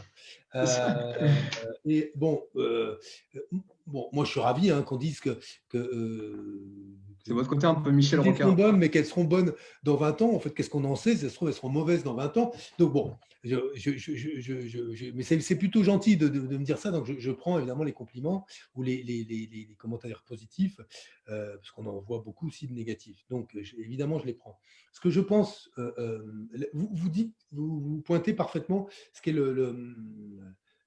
ce que en général le chinois Sun Tzu, dans l'art de la guerre, décrit comme les éléments du terrain, toute la topographie, c'est-à-dire les armées en face, est-ce qu'il y a des montagnes, est-ce qu'il y a un ruisseau, est-ce qu'on est coupé de ses soutiens logistiques ou pas. Et sur ce théâtre de guerre, en l'occurrence, ou de conflit ou de débat, il y a la question des principes constitutionnels qui seront convoqués et qui sont aussi, comme le droit de propriété et la liberté de commerce, des principes qui nous empêchent aujourd'hui de faire plus et mieux, par exemple, en termes de reconnaissance du crime d'écocide, dans le domaine de l'écologie, de l'environnement. Donc, on voit bien qu'il y a des principes aujourd'hui constitutionnels, alors qu'on peut modifier, et qu'on peut modifier en modifiant la Constitution et la jurisprudence qui naîtra derrière de cela, c'est-à-dire qu'aujourd'hui, on a des principes qui sont des principes qui nous empêchent de mettre en œuvre des mesures qui relèveraient de l'intérêt général, tant du point de vue de la protection de du milieu naturel que du point de vue de la justice sociale. Première chose. Avec le crime d'écocide, par exemple, que proposait le Oui, le crime. Justement, moi, j'ai eu une discussion récemment. J'ai lancé un podcast qui s'appelle Et si, et le prochain numéro est sur le crime d'écocide. On a invité 2 chercheurs en droit, 2 femmes remarquables de l'Université d'Aix-en-Provence et du CNRS pour parler du crime d'écocide. Et on revenait sur ces obstacles constitutionnels aujourd'hui qui existent et qui pourraient nous empêcher d'avancer dans ce sens-là. Donc, ce que je veux dire, c'est que vous avez parfaitement raison de dire qu'aujourd'hui, sur la question de l'impôt, de ce qu'on pourrait, de l'égalité devant l'impôt ou de l'inégalité devant l'impôt, il pourrait y avoir des obstacles constitutionnels qui doivent être levés, le cas échéant, par une réforme de la Constitution préalable à la mise en œuvre de ces choix. Le Sénat, c'est alors presque là, c'est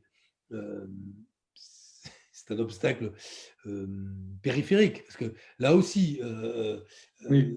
dans le projet politique qui est le mien, c'est pas tant que c'est pas le problème de la majorité de droite qui m'embête. C'est le rôle que peut jouer le Sénat comme un facteur finalement non pas de tempérance, mais de blocage, de transformation de notre société. Moi, je n'ai pas de problème. Est-ce qu'on est une assemblée plus tempérante qu'une autre? Est-ce qu'il faut le bicamérisme? Je suis plutôt pour, moi, mais c'est clair qu'il faut en faire un autre type d'assemblée que celle qu'elle est aujourd'hui. Mais moi, je ne suis pas totalement désespéré sur une partie de la droite qui peut considérer à un moment que l'intérêt général dans ce pays, pour faire nation, c'est de continuer à avoir un haut niveau de service public et de redistribution. Une partie de la droite s'est ralliée à la sécurité sociale et au programme du CNR. Et donc, confronté à la mise en péril de ce qui, du socle de la République sociale, moi, je ne désespère pas qu'à un moment, on ait aussi des responsables politiques qui disent il faut, et comme aujourd'hui, modifier la manière dont on organise notre système de protection sociale. Vous savez, ce qui m'intéresse dans le revenu universel, c'est évidemment ceux qui la défendent, mais aussi ceux qui la combattent. Et il y a un truc qui est assez lunaire. C'est que d'un côté, on vous dit c'est un cauchemar libéral. Avec le revenu universel, les patrons arrêteront de faire du salaire. Benoît Hamon a inventé le moyen par lequel le capitalisme portera les stockades au salariat. Bon, bref. Ça, je l'ai entendu quand même, des gens de gauche qui sont capables de me dire ce truc-là. Bon, pourtant, ce que je propose, c'est la socialisation de l'équivalent de 14% de la valeur ajoutée quand on considère que le PIB repose sur notre activité et pour 14%, ce qui a été l'activité de ceux qui nous ont précédés. Mais bon, ça, ce serait la victoire du capital. C'est quand même assez grandiose. Mais on me dit ça, cauchemar libéral. Et d'autres me disent c'est une utopie totalitaire communiste. Comment la même mesure peut réussir à être et une utopie communiste totalitaire ou un cauchemar libéral? Ça, c'est… Après, c'est ce que je voulais vous dire aussi. Je trouve que, je ne dirais pas que vous êtes libéral, surtout que libéral à gauche, c'est très, très mal connoté. Mais je pense que vous êtes quand même d'une gauche que je dirais libertaire, c'est un peu de Camus. Il y a quand même et dans vos livres, il y a beaucoup de belles pages là-dessus. Vous êtes d'une gauche qui a quand même cette envie de la liberté, et ça passe aussi par l'universel. Je pense qu'il y a des aspects, je pense qu'une gauche libertaire mais moi, je ne désespère pas de l'individu. Je ne suis pas une gauche qui désespère de l'individu, qui pense que, je veux dire qu'il faut en passer par la mise au pas de l'individu à l'intérieur du collectif pour que on finisse par un jour atteindre le paradis socialiste. Non, moi, je crois, le fondement de ma pensée repose sur la confiance, évidemment, dans mes pairs, mes égaux, les hommes, mais au sens générique, donc les femmes et les hommes. Et j'essaye aussi de dire ça, c'est que, vous savez, je le répète là un peu souvent en ce moment, donc pardon si vous l'avez déjà entendu, mais ce qui me rend triste aujourd'hui, c'est que j'ai l'impression que l'offre politique qu'on propose aux gens, c'est une offre entre différentes fins du monde. C'est choisissez votre fin du monde. Et c'est quand même un peu flippant, quoi. Et moi, j'essaye. Il n'y a pas de grand projet positif. Émancipateur. Il n'y a pas de grand récit émancipateur. Il faut retrouver ce chemin-là. Et le revenu universel peut être un des moyens. Ce n'est pas le seul, bien sûr. Je ne prétends pas à ça. Mais je crois qu'en tout cas, il cumule le double intérêt de proposer une voie pour éradiquer la pauvreté, pour redistribuer mieux la richesse et pour redonner la capacité aux individus de pratiquer la liberté, de vivre la liberté et l'autonomie. Donc de choisir. Quitte à ce qu'ils fassent les mauvais choix, mais après, ce n'est pas à moi de me décider à leur place. Merci beaucoup à tous ceux qui nous suivent. Je ne voudrais pas vous embêter, on est en direct, mais moi j'ai le dîner à faire pour ma famille. Donc je veux savoir jusqu'à quelle heure ça dure. On vous en fait pas. On va bientôt finir. Non, mais j'ai des enfants, donc c'est moi qui… Désolé, c'est vrai, on ne voit pas trop le temps passer. Enfin, en tout cas, on ne voit pas le temps passer, c'est passé vraiment assez vite. Et en tout cas, c'est très intéressant ce que vous dites. Parce que je sens que ça va gratter à la porte dans quelques minutes. Donc, parce que sur le fond, on a beaucoup parlé du fond du revenu universel. Peut-être passer la deuxième partie de l'entretien, effectivement. Projet là, que vous avez porté et que vous avez bien porté, projet que vous avez popularisé aussi auprès d'un public. Tout ça, ça doit se passer dans un cadre d'un projet politique émancipateur, comme vous dites. Alors, on a beaucoup parlé du monde d'après, comme vous l'avez dit au début. On a beaucoup parlé des tribunes, de ce mirage, peut-être des tribunes. Mais il y a en tout cas, au-delà de ce mirage, une réalité des urnes, une réalité politique. Sur cette réalité politique, alors déjà, peut-être un mot sur la gestion du Covid. On a eu une gestion de crise depuis le mois de mars dernier, assez confuse, qui, selon les chiffres de nombreuses institutions, a plongé 1 million de personnes sont sous le seuil de pauvreté. Vous l'avez dit tout à l'heure, 10 millions de personnes sont dans la pauvreté aujourd'hui. Est-ce qu'au niveau de la gestion de cette crise du Covid, qu'est-ce qui aurait pu être mieux fait, et notamment sur les questions sociales? En fait, c'est une question à laquelle il n'est pas simple de répondre. Je m'explique. C'est que forcément, le gouvernement gère la crise en fonction de ce qu'il a fait aussi avant. Et évidemment, comme il est probable, si moi j'avais été élu, les 3 années qui précèdent la crise Covid n'auraient pas été les mêmes sur les politiques en matière d'ouverture de postes au concours dans l'éducation nationale, qui ferait gérer différemment la crise dans les lycées et les collèges aujourd'hui. Elle n'aurait pas été la même dans la santé. Donc, bon. Donc, c'est assez difficile. Si on se met à la place d'Emmanuel Macron, il a dû gérer une crise après qu'il ait lui-même continué dans le sillage de ses prédécesseurs à organiser la transformation de l'hôpital sous la forme du passage de l'hôpital entreprise, que font les directeurs d'hôpitaux, ou la plupart des directeurs d'hôpitaux aujourd'hui, et continuent à faire, il faut le dire, et ils sont formés pour ça, comme voir l'hôpital comme un centre de coûts d'abord, et pas comme un centre de soins, et ça c'est un drame. Donc ils avaient continué cette politique. Ils avaient continué cette politique, et il y avait un sillon qui avait été pris par Emmanuel Macron, qui était un sillon libéral, où finalement on acceptait de ne plus être souverain dans le domaine industriel, ou certains domaines industriels, de ne plus être souverain sur le plan sanitaire ou alimentaire, de laisser le libre jeu du marché. Bon, bref. Donc, bon, forcément, au moment où arrive un choc comme celui-là, ils ont dû gérer la crise en étant comptables de ce qui s'était passé sous le quinquennat Hollande, sous le quinquennat Sarkozy, et sous les conséquences de leur propre action. Donc, si vous me dites qu'est-ce que j'aurais fait de différent, c'est difficile de dire. Si j'avais pris les choses au même moment que Macron, là, au début de la crise Covid, vu l'état du pays, bon, il y a des choix Par exemple, sur différents. des mesures très simples, là, en ce moment, on parle beaucoup de certaines mesures très intéressantes. On parle beaucoup de la question, par exemple, du RSA pour les moins de 25 ans. Ah On a ben moi, commencé puis, ce je suis tranquille. projet. Le RSA pour les moins de 25 ans, ça semble presque une évidence vu la Ah, c'est précarité l'été avant. que connaissent les étudiants, c'est l'été avant, mais là, ça devient une évidence. La question de peut-être relever les minima sociaux, qu'est-ce que vous pensez par rapport à ça? Et le gouvernement Ah, dit ah clairement bah, qu'il alors, c'est alors là où, effectivement, après, si j'avais pris, en gros, admettons, Macron démissionne juste au début de la crise Covid, nouvelle élection présidentielle, nouvelle majorité, Benoît Hamon est élu président de la République. Donc, où j'hérite de ce qu'il a fait, lui, et ce qui a été fait avant. Et donc, que ça ne commence pas en 2017, donc mon histoire. Bon, là, il est clair qu'il y a des choix très différents que j'aurais fait. D'abord, je pense qu'ils ont maquillé le fait qu'au départ, leur politique publique était dictée par la pénurie de médicaments et la pénurie de masques, et qu'on a voulu faire comme si ce n'était pas le cas, pénurie de dispositifs aussi médicaux qui manquaient, notamment pour la ventilation, et qu'on a fait comme si ça n'était pas le cas. Et ils n'ont pas voulu assumer une part de leur propre bilan. Ensuite, ils ont mis ça sur le dos du précédent quinquennat, il y avait à juste titre aussi, mais c'était une politique qu'ils avaient assumée de la même manière. Et on s'est retrouvé dans cette situation où on n'a pas su dire la vérité. Moi, je pense que, d'abord, la posture radicalement différente, c'est que j'aurais choisi la transparence complète et de ne pas dissimuler un certain nombre des raisons qui ont justifié des choix qui étaient des choix dictés par une pénurie de lits, une pénurie de masques et une pénurie de molécules, en l'occurrence. Première chose, donc la transparence. La deuxième, c'est que je pense qu'ils ont eu raison sur le chômage partiel.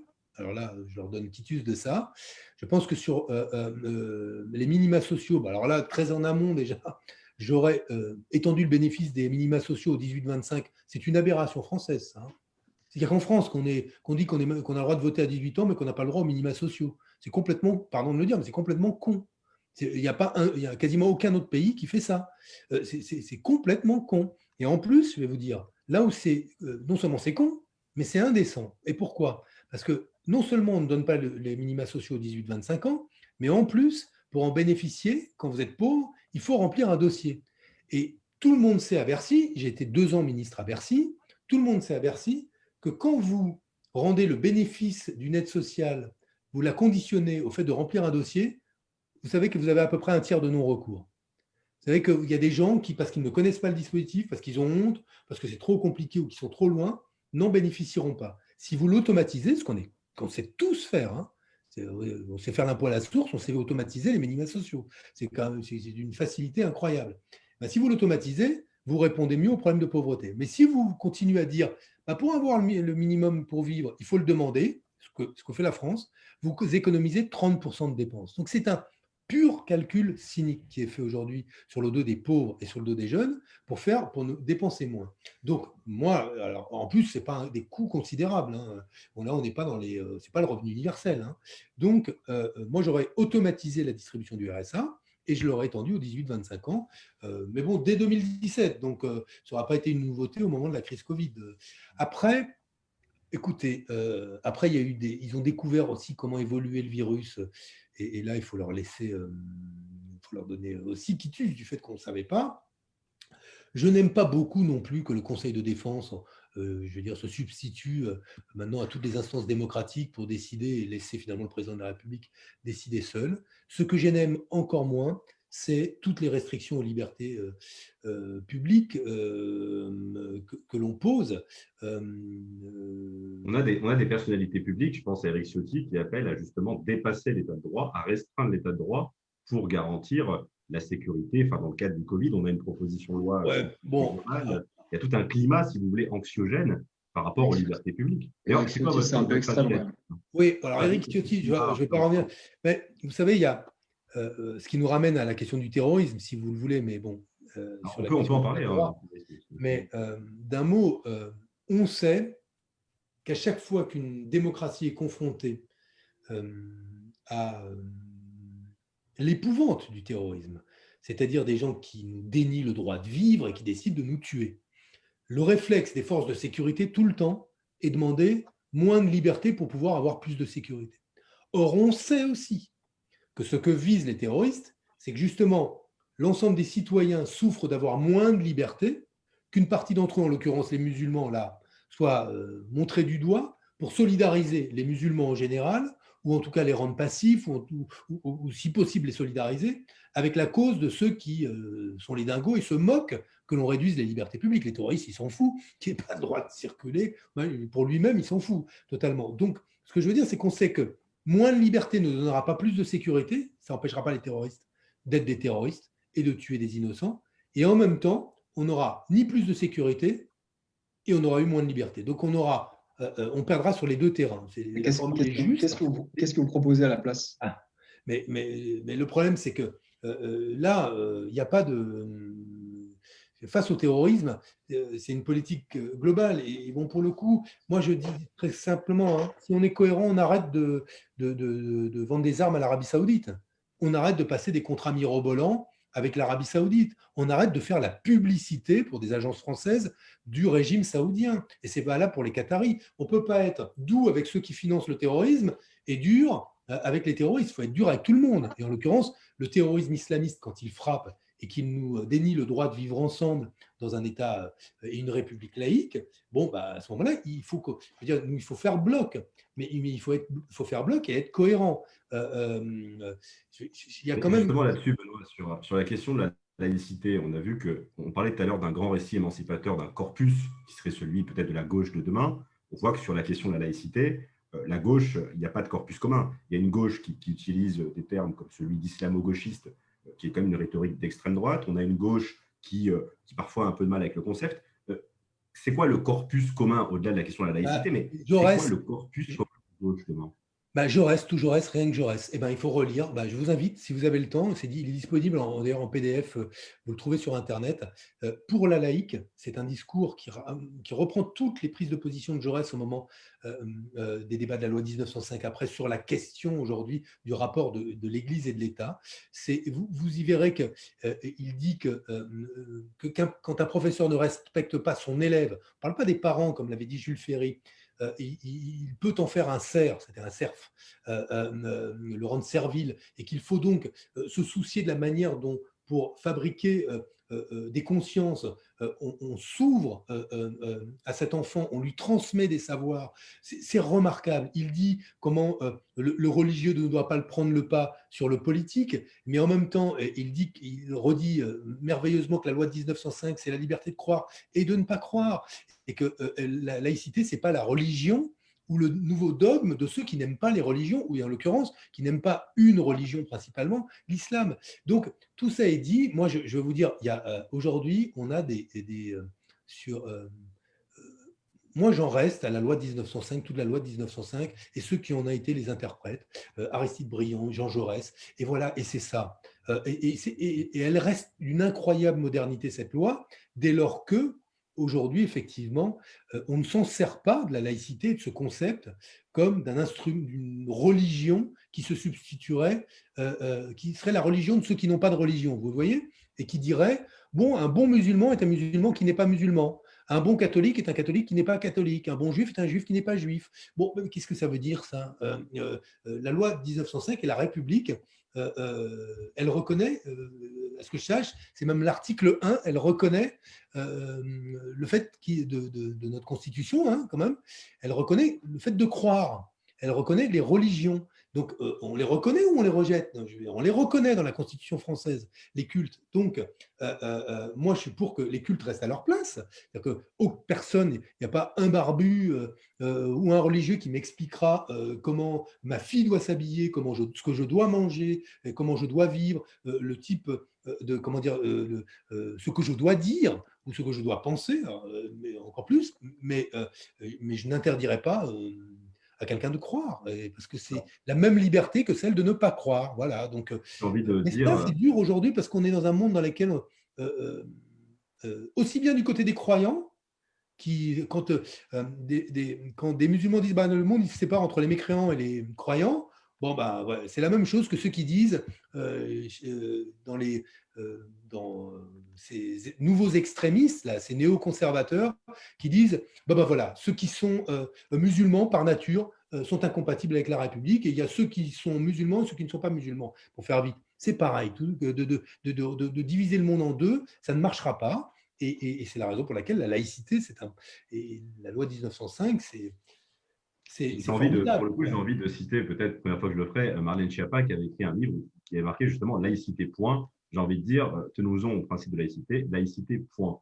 Sur un autre sujet, la question de l'union de la gauche, qui a été beaucoup demandée dans les commentaires, on en parle beaucoup aujourd'hui. On voit très bien que d'un point de vue mathématique, si la gauche veut gagner en 2022, ou en tout cas veut avoir une chance de gagner, on part aujourd'hui potentiellement sur, au vu des sondages, même si ce n'est pas une vérité absolue, sur un Macron-Le Pen au second tour. Qu'est-ce qui aujourd'hui, comment on fait le monde de la gauche? On voit que les écologistes préparent une primaire. Jean-Luc Mélenchon s'est lancé après avoir recueilli ses 150 000 propositions. On a les communistes qui apparemment veulent se lancer. Votre parti, sympathisant de Génération.s, qu'on salue d'ailleurs, voilà, ils sont plutôt pour l'union, cette stratégie de l'union de la gauche. Comment on fait aujourd'hui l'union de la gauche? Est-ce qu'on fait une primaire comme en 2016, 2017? Comment on fait concrètement? Les électeurs écolos et de gauche, ils sont pour l'union, hein. Il n'y a pas de doute. Hein. Ce sont les appareils qui ne veulent pas. Ce sont les partis, les militants qui ont décidé que leur champion devait être le vainqueur de la première bataille. PS et Europe Écologie Vert avec quand même des alliances plutôt. Peut-être moins avec la France Insoumise, mais… Oui, mais là, en l'occurrence, il va y avoir Anne Hidalgo s'y verrait bien, Bernard Cazeneuve y pense, François Hollande aussi, dit-on. Benoît Hamon, pourquoi pas? Comme je vois que je suis une part du problème, eh ben, je vais retirer ce morceau-là du problème. Et je veux aider, me retirant de cette course-là, à trouver la solution. Et je vais vous dire, et ce sera peut-être le scoop, moi je prendrai mes responsabilités dans cette élection présidentielle. Peut-être un mot sur je suis retiré de l'initiative. C'est-à-dire que je prendrai mes responsabilités pour faire émerger un ou une candidat unique.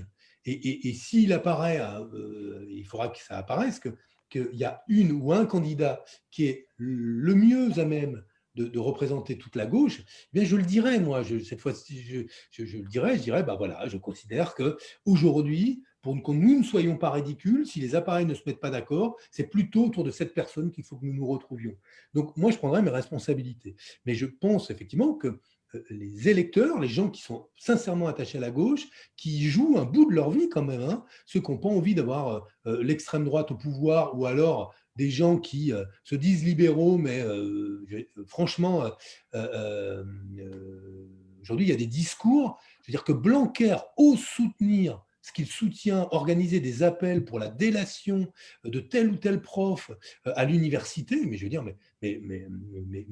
voilà, Jean-Michel Blanquer aujourd'hui est pour moi le contraire d'un ministre inspiré par les Lumières. Je veux dire, ce qu'il fait, c'est tout sauf les Lumières. Ce qu'il organise à l'université, c'est le macartisme, c'est-à-dire la fin de la pensée, du pluralisme.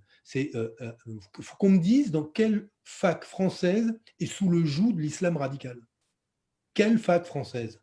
Quelle université aujourd'hui est sous la prisonnière? Non, mais en plus, voir Jean Castex faire le lien entre le terrorisme et la colonisation, en disant oui, tous ceux qui nous demandent de C'est nous un peu une excuser de la rupture avec colonisation. Macron, quand même. C'est quand même une rupture Hein? avec le discours d'Emmanuel Mais vous Macron vous rendez depuis compte?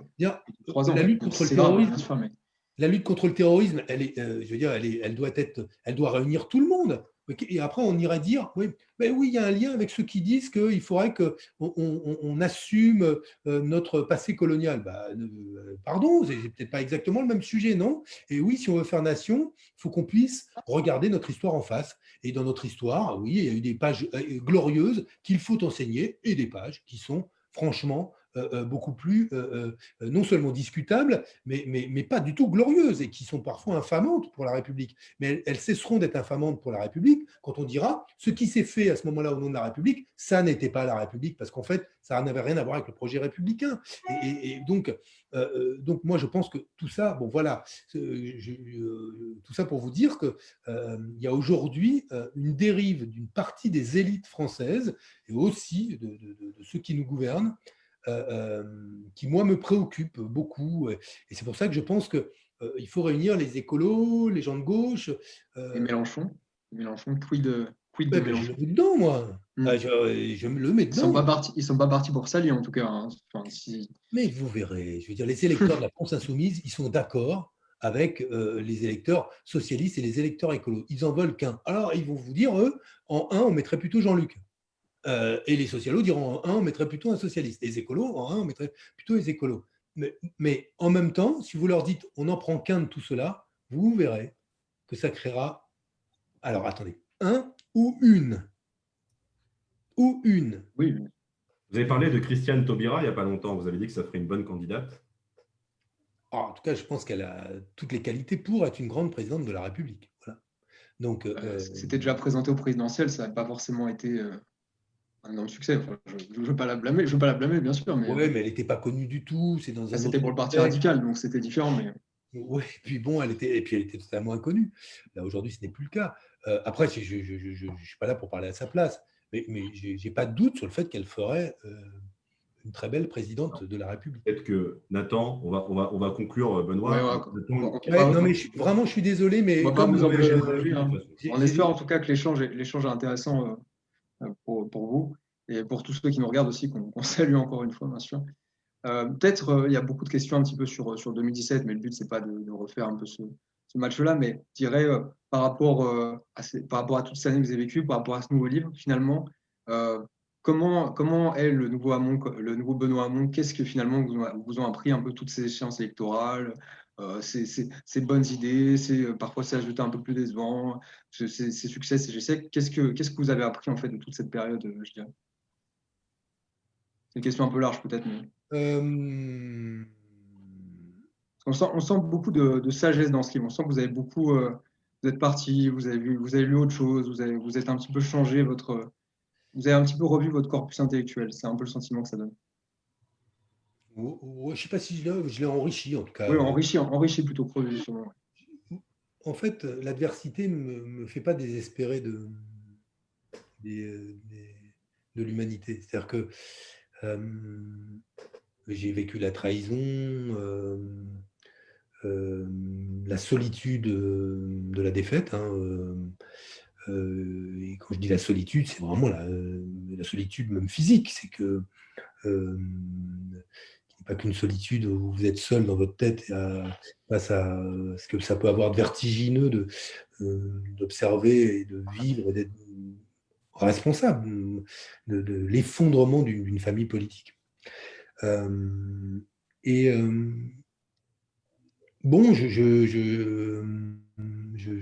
ça tanne le cuir, indiscutablement.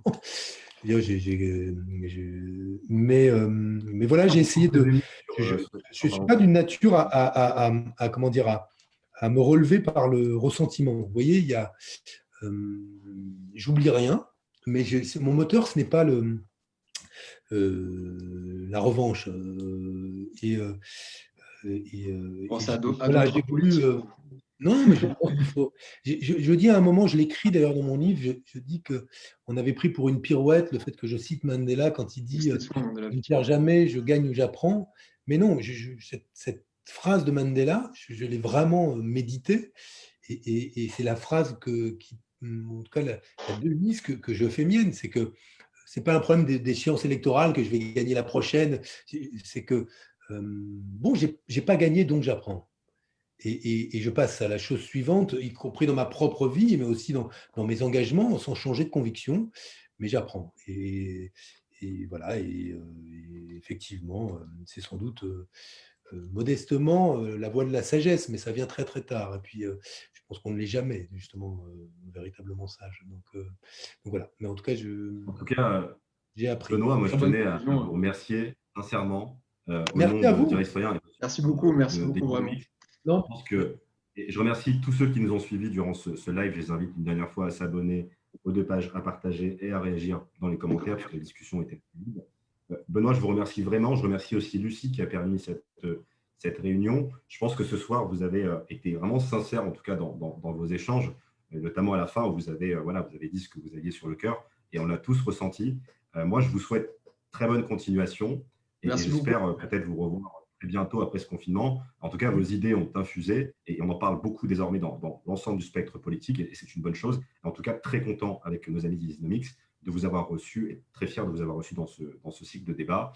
Et puis, on se retrouve mardi pour le prochain débat sur le Green New Deal. Nathan, un petit mot peut-être? Non, le prochain débat sur le Green New Deal mardi, ce sera l'occasion d'aborder un sujet intéressant avec la relance. Quelle est la part pour l'écologie? Comment faire de l'écologie intelligemment? Un sujet que j'aurais bien aimé peut-être évoquer avec vous ce soir, qu'on a un peu moins eu le temps d'évoquer, mais bon, la discussion était déjà très riche. Et ce sera l'occasion aussi de parler plus d'écologie mardi avec 4 intervenants que vous découvrirez bientôt sur nos pages. Moi, je vous dis merci. Interview, Benoît. Je vous dis merci à Majoub. Majoub, merci pour Direct Citoyen.